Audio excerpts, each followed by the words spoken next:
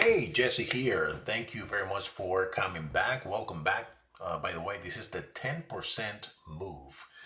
First of all, I'm not a financial advisor. I'm not a certified financial advisor or professional when it comes to financial advising or anything.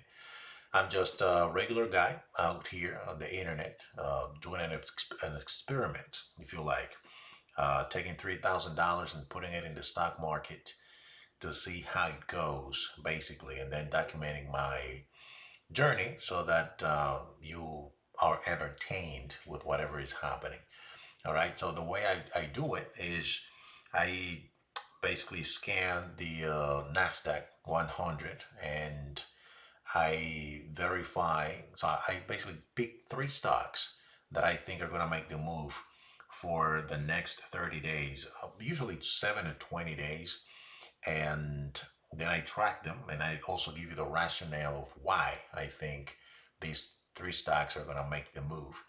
So this time, the three stocks that I have picked are Broadcom, Alphabet or Google, and Apple. I already talked about the three of them in general, in a general sense, but since I am writing those three, I am periodically, like every now and then, talking about each one of them individually.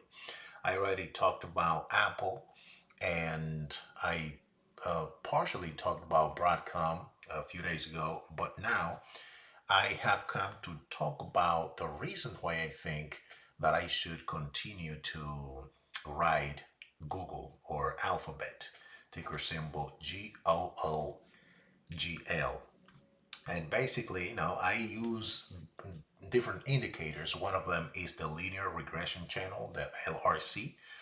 And according to the linear regression channel, I can see that the price is hugging the upper band, as we can see there, of the channel near the $260, and that is showing a strong trend of momentum upward. But it also has some potential for a short-term resistance, which is something that we need to keep an eye on.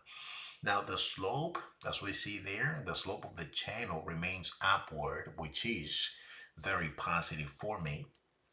And that means that the medium term trend, which is like around 3 to 4 months, is still intact.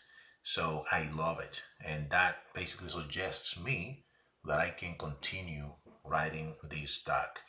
Now, however, we also see that the recent candles have slight extended something they have been extended a little bit beyond the middle line, so that suggests a little bit of a near term consolidation or a little bit of a pullback.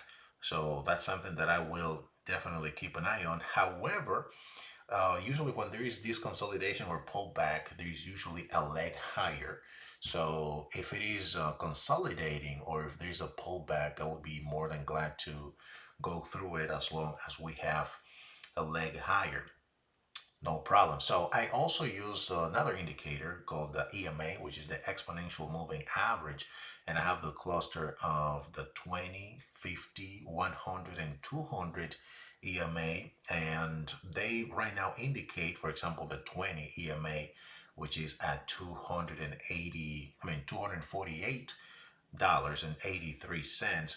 That right now is acting as a current, let's say, short-term support dynamic, which is good. I'm watching to see if the price goes below that, because if it breaks the support downward, then it would be a little concerning. But as of right now, we haven't seen that, which is good. Now, the 50 EMA is at $235.98, and that is acting as a midterm support, and that is well below the current price, which I love. So as long as there's a big distance between the current price and that midterm support, I'm happy, because that indicates that the trend will continue to go upward.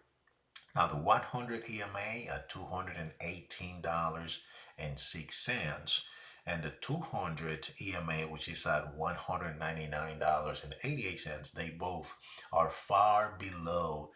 Um, so they're far below the confirming, which is confirming a long-term bullish structure. So we can see that the price is clearly above all these EMAs, and that on its own is telling me that the continuation of the uptrend is confirmed and is a good structure. Now, I also use the RSI, or the Relative Strength Index, and this, according to this one, we can see that it's at 66.96, and that is just below the overbought 70. And as long as it's not overbought, there's not much to worry about. That's still bullish. So we can say that it is bullish in the short term, but we can also, since it is kind of close to 70, we have to keep an eye on that, because if it becomes overbought and crosses that threshold, then that may probably give us a signal that we should be thinking about taking profits, but not yet. Now, I also take into account the volume, and this time we can see that the latest volume was at 28.6 million shares. So that is way beyond, way above the average, which is confirming a strong buying participation on the recent 2.7% that we just got. So that was a confirmation of that percentage. People are happy paying that price. Now, the volume spike on a green day usually suggests institutional accumulation and not exit. So it means that institutions are interested in the stack instead of just running away from it. So now, when we look at the pattern of the candle behavior, we can see that the stock is recently bouncing off the LRC, which is the relative strength uh, regression channel, and it is bouncing from the $249 and is now retesting the upper channel, as we can see there. Now, the bullish engulfing pattern that we see there from the bounce along with the EMA support, that is suggesting renewed demand, meaning that people are actually, new people are coming in, and also people who were in there are buying even more and adding more to the stack. I'm not going to add anymore because I have a established amount on this experiment. I started with $3,000, which is $1,000 on each one of the stocks. So in order for me to keep track of what really is going on, I decided not to add anything. So as of right now, let me just talk about it since we're here.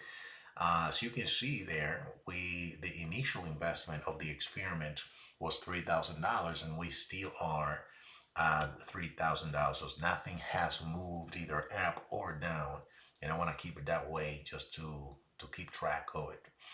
Now, when it comes to the outlook, in case that if I was not in the stock and I wanted to enter today, these are the trade zones that I would utilize.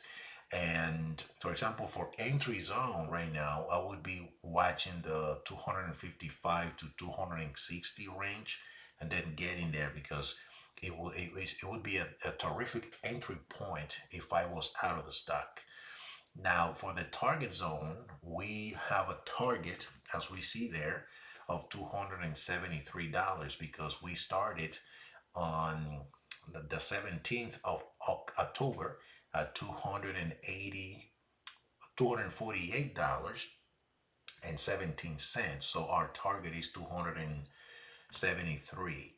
But if you wanted to enter at that entry price of 255 to 260, then the target price for you would be around 270 and 275. And I would say if I wanted to enter around that price, the price to exit, or the target zone, would be around 270 to 275. Now, the stop loss, I would set it at $248, just to make sure that it is below the 20 EMA, and that way I would be able to lock in profit and basically not allow the account to deplete too much. But we are leaving things in there because we know that this is a solid stack and the fundamentals are terrific right now. So, in conclusion, when it comes to that section of the analysis, we can say that the confidence of staying or even getting into Google right now or Alphabet is really high. It's high.